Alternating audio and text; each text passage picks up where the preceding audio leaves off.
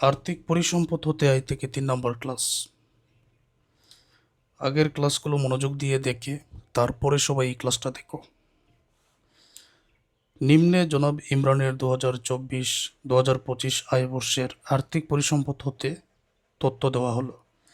করবাদ সরকারি সিকিউরিটির সুদ 30,400 টাকা, করযোগ্য সরকারি সিকিউরিটির সুদ 7,200 টাকা, ঋণপত্র ক্রয়, ক্রয়ের তারিখ 1/1/2025, সুদের হার বার্ষিক 14%, মূল্য 2 লক্ষ টাকা। ব্যাখ্যাটা আমি পরে বোঝাচ্ছি। জিরো কুপন বন্ডের সুদ 15,000 টাকা। 14% ঋণপত্র ক্রয়ের জন্য জনাব ইমরান ব্যাংক হতে 12% সুদে 1 লক্ষ টাকা ঋণ গ্রহণ করেন ঋণপত্র ক্রয়ের একই তারিখে। সুদ আদায়ের জন্য ব্যাংক হতে 2% হারে চার্জ কর্তন করে 2025-2026 করবর্ষে জনাব ইমরানের আর্থিক পরিসম্পদ হতে মোট আয় নির্ণয় করো। অঙ্কটার মধ্যে অনেক কিছু বোঝার আছে। করবাদ সরকারি সিকিউরিটির সুদ 30,400 টাকা আছে, এটাকে মোটাঙ্কিত করতে হবে। এটাকে ধরতে হবে এটা নিটায়। মোটাঙ্কিত করার জন্য 90 দ্বারা ভাগ করব, 100 দ্বারা গুণ করব। করযোগ্য সরকারি সিকিউরিটির সুদ 7,200 টাকা। এই করযোগ্য সরকারি সিকিউরিটির সুদ এটাকেও আমরা মোটাঙ্কিত করব। ঋণপত্র ক্রয় 1/1/2025 তারিখে, তার মানে জানুয়ারির 1 তারিখে এটা ক্রয় করা হয়েছে। তো জানুয়ারির 1 তারিখে দেওয়ার কারণে কি পরিবর্তন আসবে আমি একটু পরে বলছি। তো ঋণপত্র ক্রয় করা হয়েছে, এই ক্ষেত্রে সুদের হার 14%, আর ঋণপত্র ক্রয় করা হয়েছে 2 লক্ষ টাকা দিয়ে। ঠিক আছে, ঋণপত্র ক্রয়ের ব্যাখ্যাটা আমি তোমাদের বুঝিয়ে দিই। যেমন 2 লক্ষ টাকা দিয়ে ঋণপত্র ক্রয়, 14% ইন্টারেস্ট পাওয়া যাবে। তো 2 লক্ষের 14% যে টাকাটা, এটা কিন্তু 1 বছরের টাকা অথবা 12 মাসের টাকা। 1 বছর অথবা 12 মাস। এখানে 1/1/2025 দিয়ে কি বোঝাতে চেয়েছে?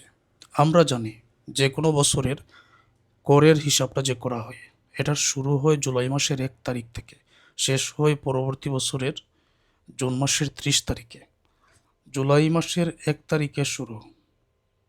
যারা চাকরি হতে আয় এই খাতের ম্যাথের সমাধান করেছেন তারা জানেন। আর জুন মাসের 30 তারিখে গিয়ে শেষ, এই হচ্ছে 12 মাস।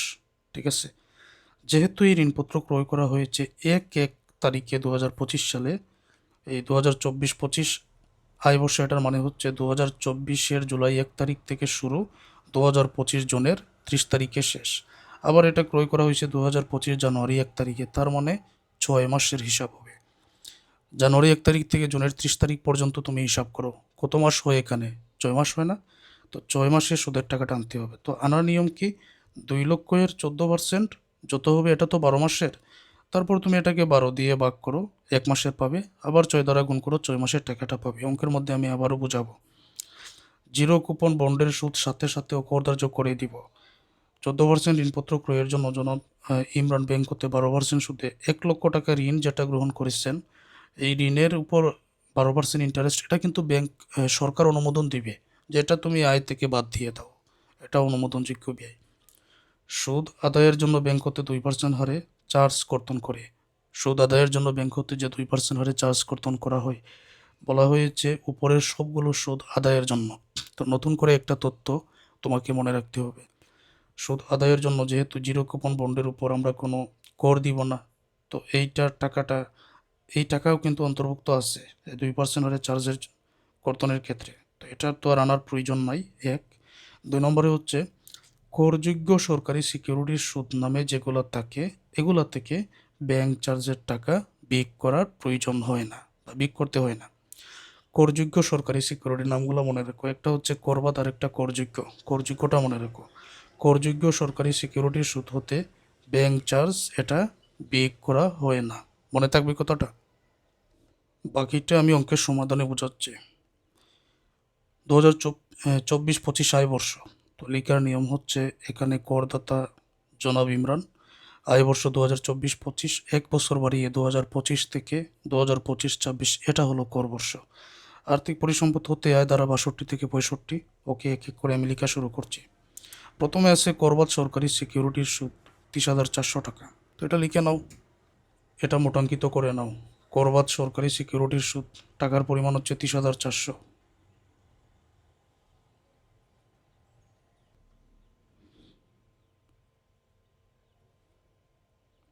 33,400 এটাকে 90 দ্বারা ভাগ করো,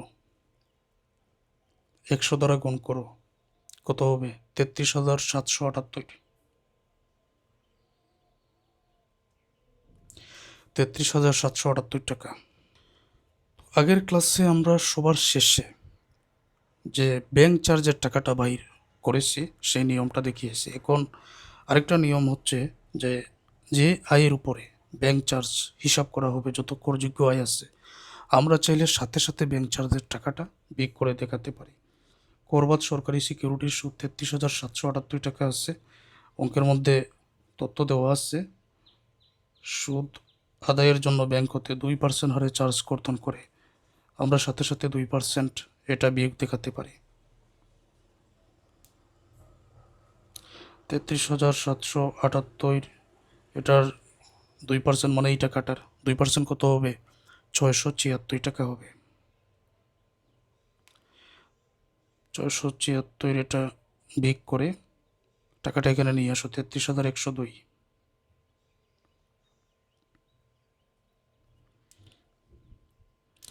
পরে কি আছে? করযোগ্য সরকারি সিকিউরিটির সুদ আছে 7,200। করযোগ্য সরকারি সিকিউরিটির সুদ 7,200, এটাকে 90 দ্বারা ভাগ করে 100 দ্বারা গুণ করো, টাকার পরিমাণ হবে 8,000 টাকা।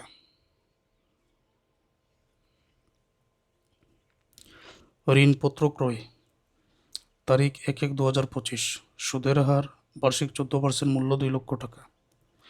2 লক্ষ টাকা দিয়ে ঋণপত্র ক্রয় করা হয়েছে।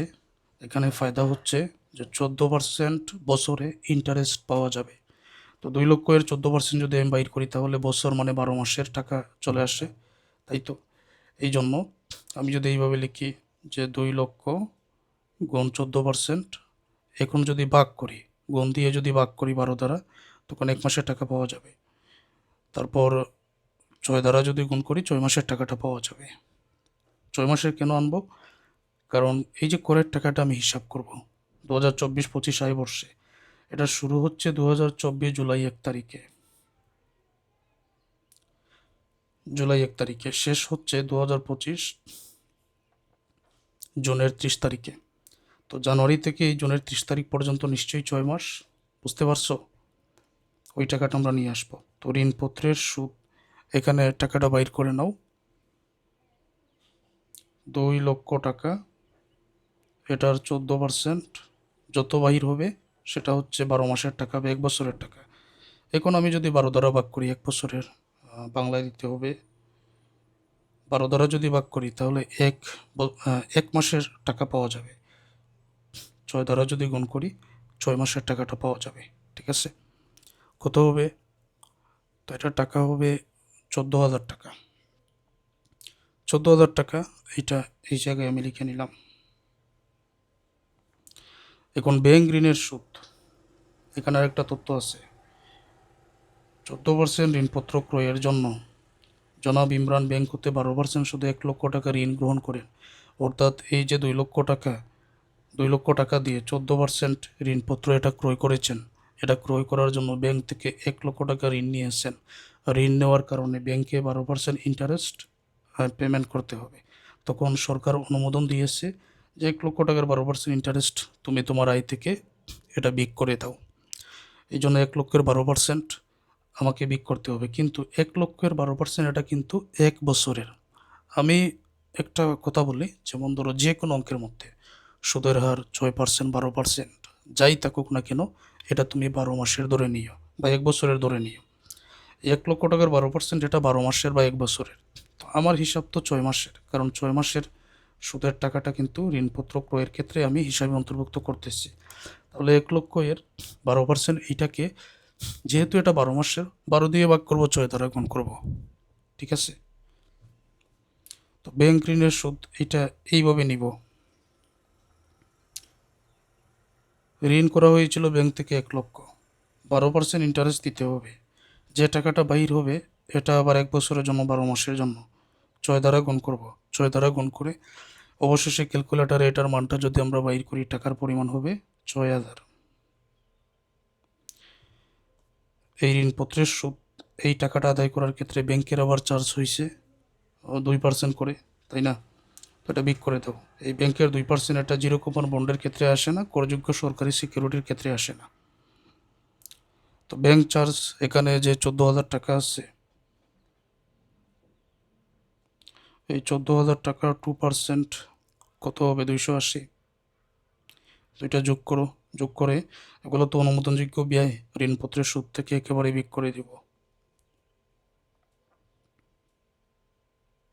6,280। তো এটা বিক করে 14,000 থেকে 6,280 বিক করে 7,720 টাকা আমরা হিসাবের মধ্যে নিয়ে আসবো। জিরো কুপন বন্ডের সুদ 15,000 টাকা। এটা তো সাথে সাথে অকরদার্য হয়। জিরো কুপন বন্ডের সুদ টাকার পরিমাণ 15,000। অকরদার্য সম্পূর্ণ।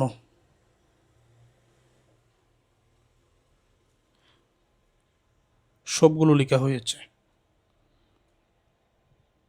ওকে, এখন যোগ করে দাও। এটা যোগ করলে এখানে পাওয়া যাবে 48,822।